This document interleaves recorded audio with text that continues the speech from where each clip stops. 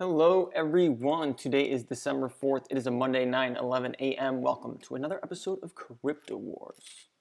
Let's take a look at the markets. What's going on today? Well, real quick, yesterday I did an interview with the Crypto Knights. I re-steamed that. You can find that in my Steemit blog, steemit/@JacobCards. You can also, you can watch it there and just check it out. It was a pretty good interview. Those guys do a great job. So, also, we're seeing sort of a turn back. We're seeing some coins reversing. We're seeing a lot of pull up in the altcoins, which is good. BTC's at 11,000. Wow. So you're saying 100. It's thousands now. Crazy. But yeah, so it's climbing. And there's a lot of interest right now in the general public. People are starting to see why this stuff's so important, why it's needed. So it's moving very quickly, every day. There's not, I don't know, I don't really stay up too much on mainstream news because it tends to distract more than it helps, I think if you just kind of,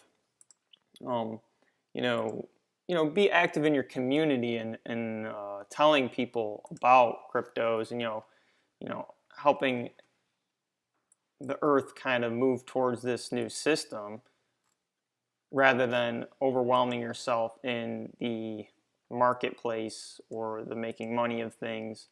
It's much more fulfilling and the space will reward you greater that way anyways, if you pay too much attention to things, you buy and sell too much, you overtrade, that's when you lose. If you just buy projects that you know are good projects and good ideas and they'll be valuable in the future, then just buy and hold and just sit on it. It doesn't need to be a career.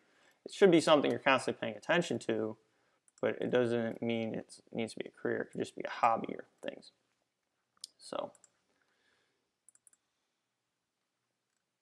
When you look at it, I don't know, you can judge every project differently, but at the same time, when it's this speculative, because coins aren't being necessarily used yet in society, it's kind of the speculation that they will be. This is usually when kind of things get overpriced because people aren't actually buying them for utility. They're buying them for speculation of utility, which gives more short-term interest because it's more based on the value fluctuation and not the actual technology use case.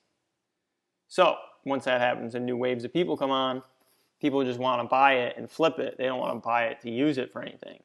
Bitcoin's an exception because of dark web. It's a dark web necessity kind of thing. So it does have a lot of utility if you want to buy some drugs. So that gives it a lot of value. People underestimate the dark web. Like if you want to order some bud on the deep web, you'll pay $1 million for a Bitcoin because you just need that Bitcoin to get your deep web bud. You understand? So you put that in crackheads and you add up everything. You know what I mean? All of a sudden, like, not only that, but like everyone, everyone has their fix type stuff, whatever. But it's interesting statistics. I think it was like just in New York alone, like $1 billion of marijuana is trafficked through the deep web. And what's so stupid about that is that $1 billion could be taxed and redistributed to people.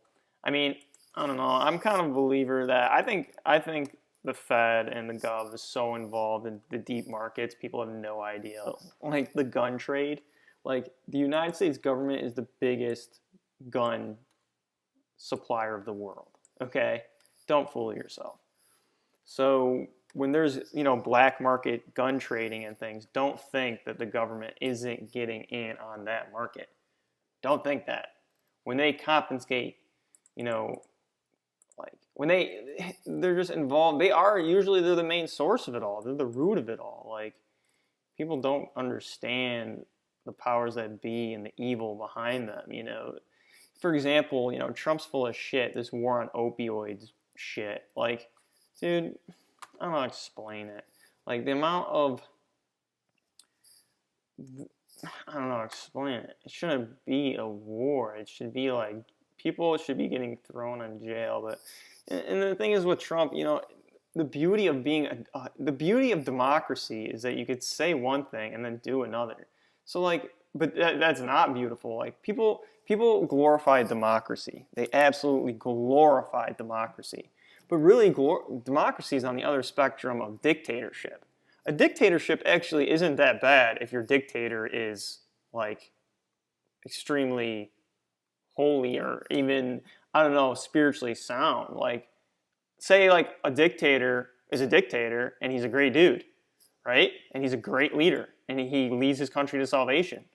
Like, then what are you saying? Is dictatorship evil? No, it's represented by the single person. Obviously, dictatorship is, you know, the farther side of the spectrum, so it is kind of evil. But democracy is on that other side, where it's the illusion of the free choice is what makes people controlled.